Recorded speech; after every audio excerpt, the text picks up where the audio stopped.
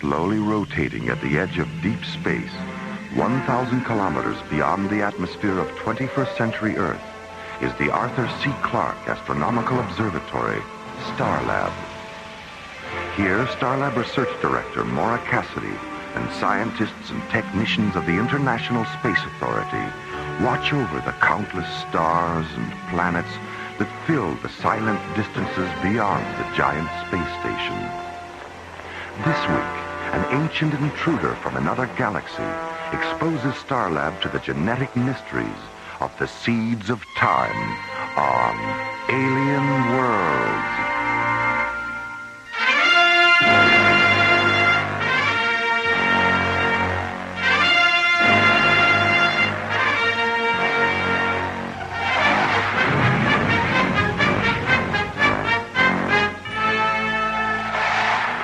50 kilometers beyond Starlab, the SET interceptor Solaris reduces speed and moves into a preliminary docking orbit with a huge space station.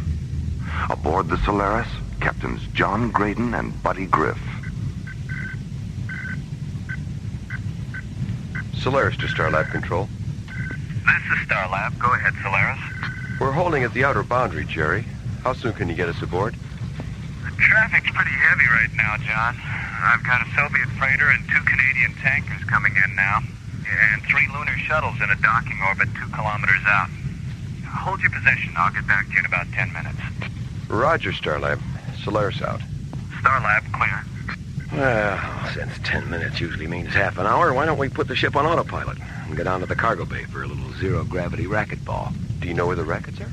Oh, they're floating around down there somewhere. All right, let's go. What? We better stay, Skip.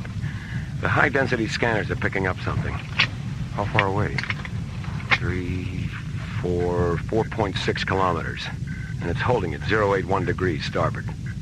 Get a full magnification visual and bring it up on screen 6. Right. What is it? I don't know. I've never seen anything like it. In the center of the screen, against a background of jet-black space and scattered stars, the mysterious object begins to slowly rotate, reflected sunlight blazing from each of its 10 smooth surfaces.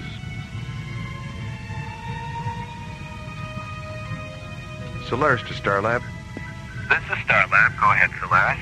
Jerry, we're visually monitoring a UFO. Are you picking it up on your scanners? No, I don't think so. Oh, wait a minute.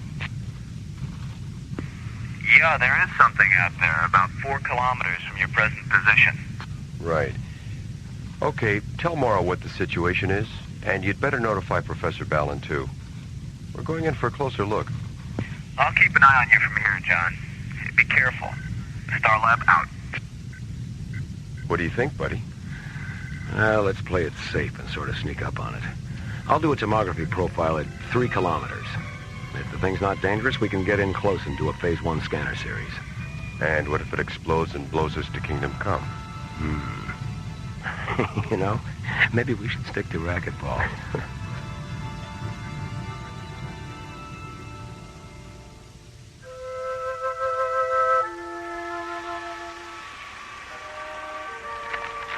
Whoa. Talk about sensory overload. I wonder how she keeps her balance. Maybe it's trick photography. Couldn't be. No photographer is that tricky. October-5 to Starlab Control. This is Starlab. Go ahead, Maggie. We've got a problem, Jerry. We're still working on this new orbital power satellite at Vector 706, and we've just lost our last bundle of solar panels. What happened? An anchoring cable on the superstructure let go, and the panels have drifted off into deep space. Can you help us out? This thing's supposed to be operational by tonight. How many panels do you need? 10. What type? Amplitron SP16. Oh, hold on. I'll check the computer and see what we got. This is your lucky day, Maggie. We've got 24 SP16s in storage. Will this be a pickup or a delivery?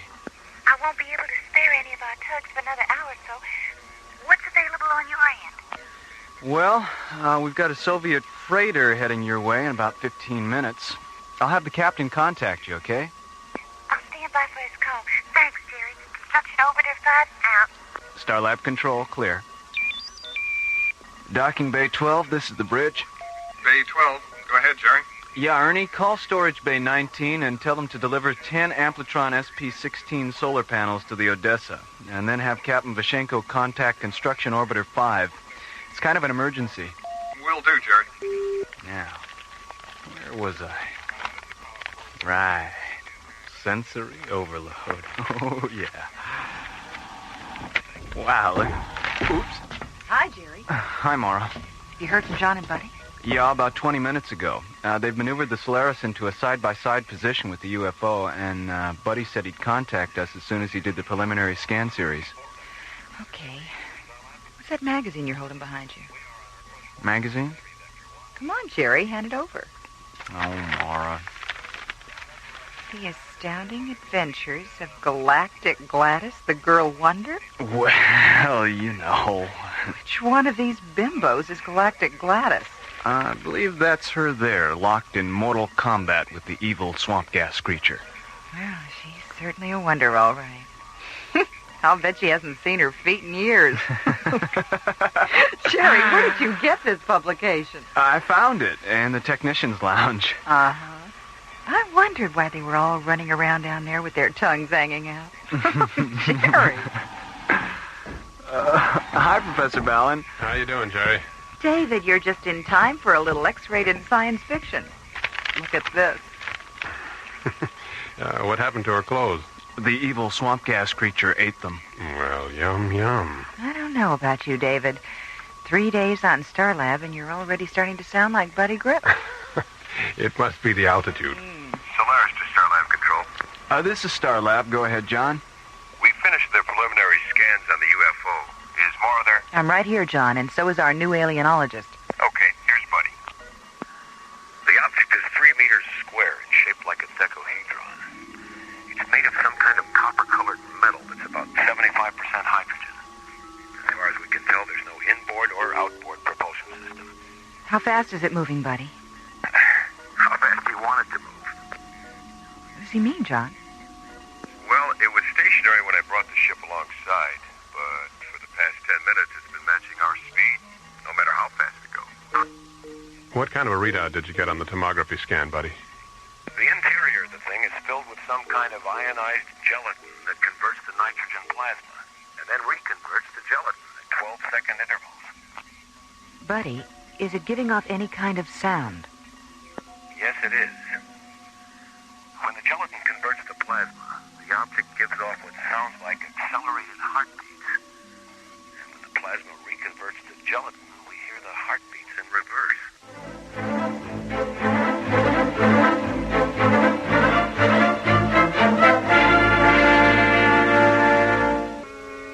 Returning from a routine patrol aboard the Solaris, SET Captains John Graydon and Buddy Griff encounter an unidentified flying object 50 kilometers beyond Starlab.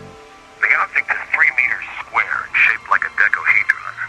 It's made of some kind of copper-colored metal that's about 75% hydrogen. As John maneuvers the Solaris into a side-by-side position with the UFO, Buddy continues to analyze the object with the ship's tomography scanners. The interior of the thing is filled with some kind of ionized gelatin that converts to nitrogen plasma, and then reconverts to gelatin at 12-second intervals. What do you think, David? I think we better see about getting that thing into one of the isolated laboratory pods. Buddy, shoot a magnetic grappler over and see if you can bring it in. We already tried that, Maura. The grappler pad won't stick. The object is anti-magnetic. How about if you go EVA and try to push it into the Solaris' cargo bay? Hold on just a moment, please. I don't think that'll be necessary. From the way it's been matching our speed, I think it'll follow us in. All right, give it a try. If it works, get the object as close as you can to the outboard airlock of ISOLAB 9. I'll have a crew standing by to take it inside. Okay, Maura. Solaris out. Starlab clear. Come on, David, let's get down there.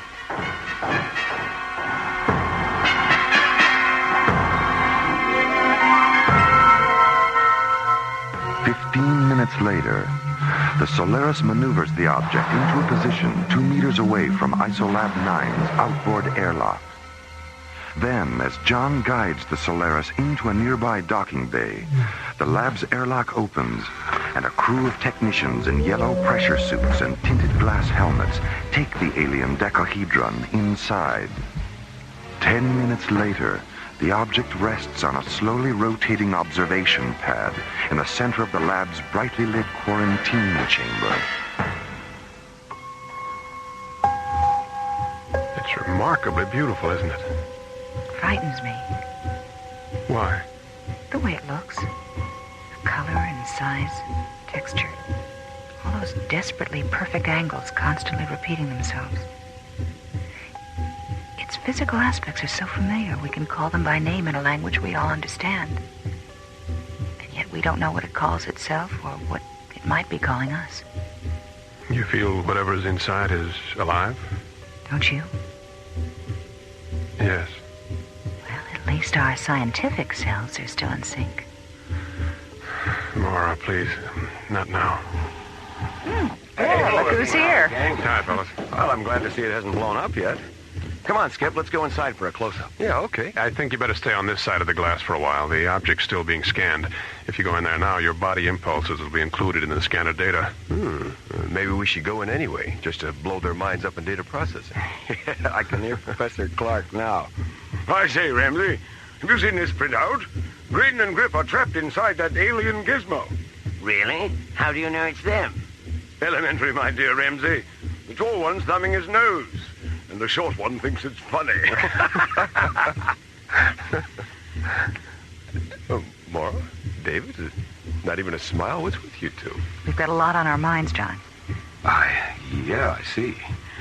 Well, okay. Come on, Skip. Let's go have dinner. Yeah, right. So we'll see you guys. See you later. It's time we had a talk, David. Let's go up to my quarters.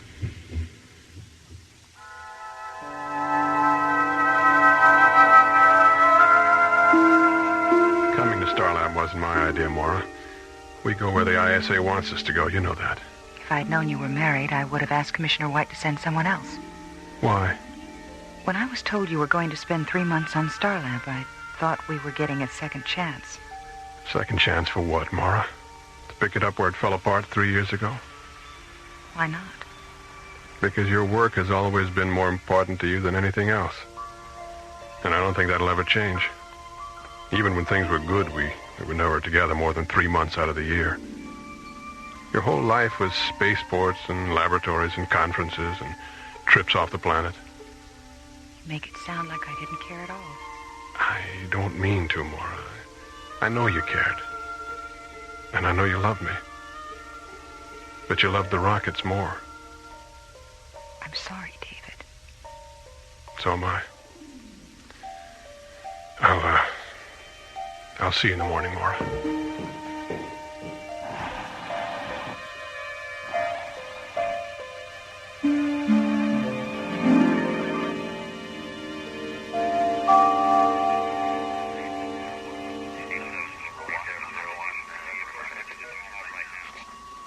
Okay, Lunar Shuttle 10, I have you on the screen.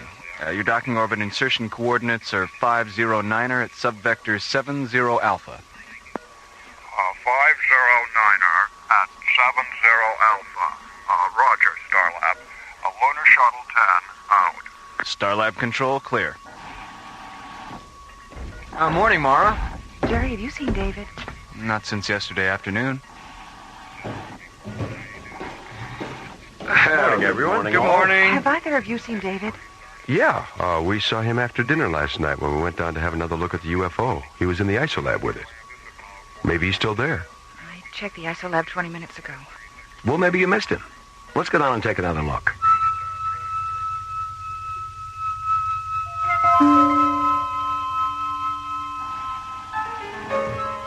There he is, Maura. Hit the intercom button, Skip. David, can you come out for a minute? There's no need to be frightened, Maura. Professor Ballon has not been harmed. David, what's the matter with you? You sound so... Maura, his hands are transparent. David, what happened to your hands? It's It's not David. I am not Professor Ballon, Maura. I am of him. David is safe inside my vehicle. Well, then open it. Let him out. As you wish, Maura. David! Good God. Isolab control to sick bay. Sick bay? Dr. Rossiter? Diana, this is Buddy. Get down to Isolab 9 as fast as you can. And bring a portable vital sign indicator. David Fallon's inside the UFO, and he's encased in some kind of gelatin. There is no need to be frightened. Professor Ballon has not been harmed.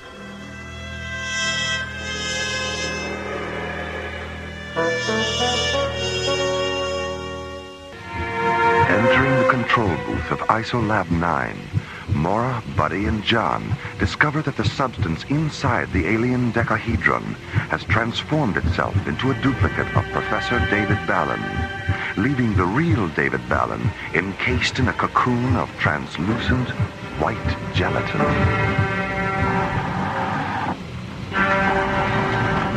Diana, hurry!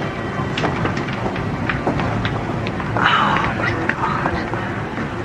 Have you tried to get into the chamber? The hatch is sealed from the inside. There's no need to be frightened, Dr. Rossiter. Professor Ballon has not been harmed. He knows me. He knows all of us, Diana. Connect the vital sign indicator to the scanner terminal, John. Oh, he's all right. His vital signs are perfect. Oh, boy. Well, If you will be patient, the seed placenta will soon evaporate, and David will be released. Soon? How long is soon? Now. David, are you all right? I think so, yes. I suggest you leave the chamber now, David. The placenta residue will soon convert to a toxic gas that could mutate your senses. Yes, all right.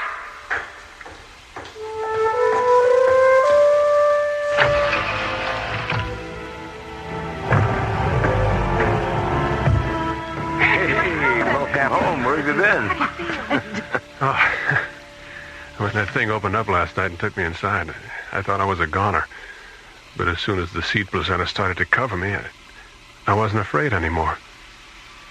It was incredible. I sensed everything that was going on. And when my duplicate emerged, it was like one of those films where the guy dies and you see his spirit leave his body. Film, huh? I guess art imitates life after all. I think it's the other way around, Skip. Life and art should be the same. Ah, yes, they should be. But they rarely are. Perhaps we should learn the lesson of the Balinese. They say they have no art. They simply do everything as well as they can. You once said that to me, David. I know. It's amazing, isn't it, how precisely I've been duplicated. Well, David number 2, what now?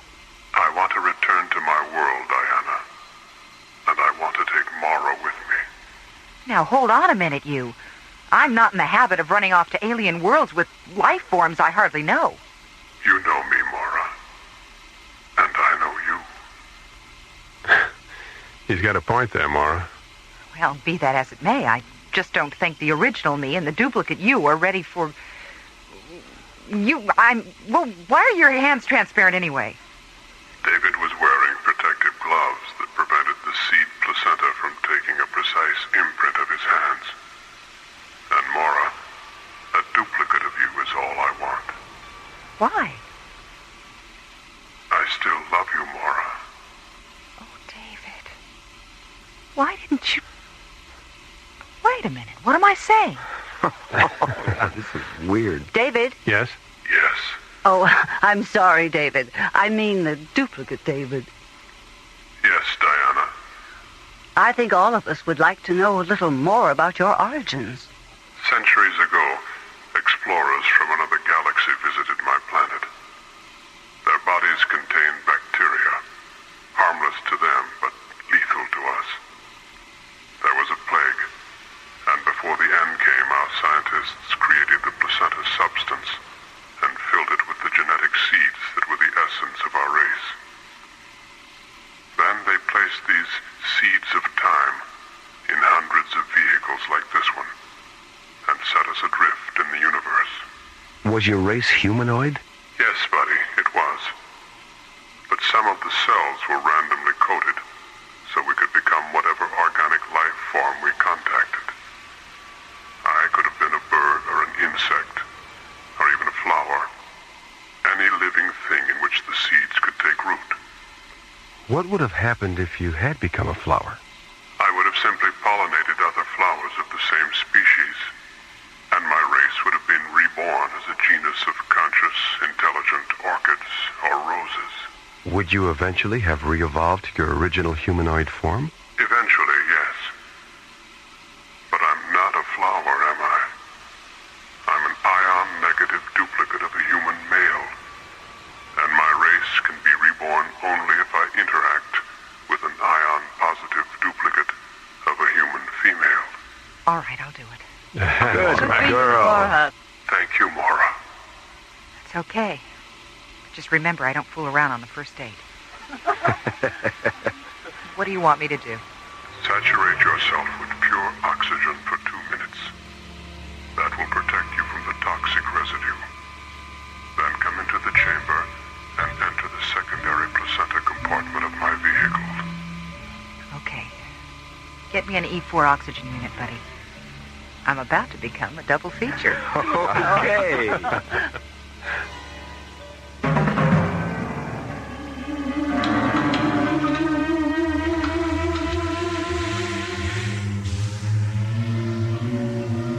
How do you feel, Maura? I'll be all right, Diana. I'll be all right, Diana.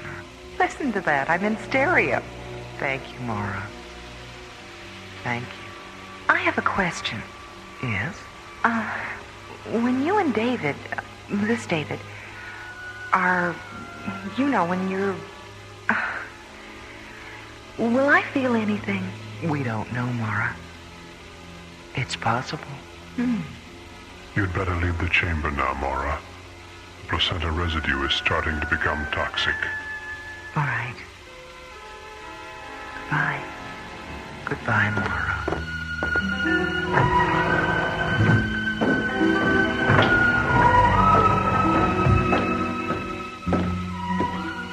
Did you arrange for a ship, John? There's a long-range shuttle waiting for them just outside the airlock. Maura, you'll be able to fly the shuttle, won't you? Yes. I love the rockets as much as you do now. Goodbye. Well, so long, you two. Maura. Look.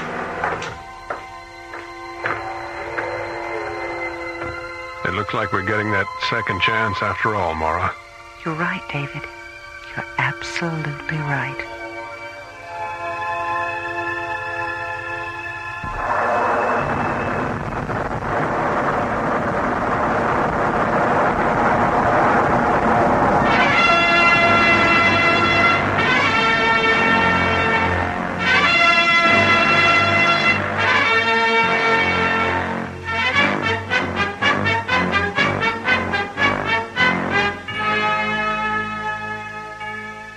The Seeds of Time was written by Ron Thompson and starred Linda Gary, Chuck Olson, Bruce Philip Miller, and Corey Burton, with special guest stars Pete Renaday and Francis Bay. Associate producer Ron Thompson. Music director Tom Rounds. Engineer Stu Jacobs. Technical consultant Peter Sky. Assistant to the producer Jim Cook. Alien Worlds was created, produced, and directed by Lee Hansen. And so, until next week, this is Roger Dressler, inviting you to join us for our next adventure, The Madonnas of Zanzibar Alpha, from the elsewhere and elsewhen of Alien Worlds.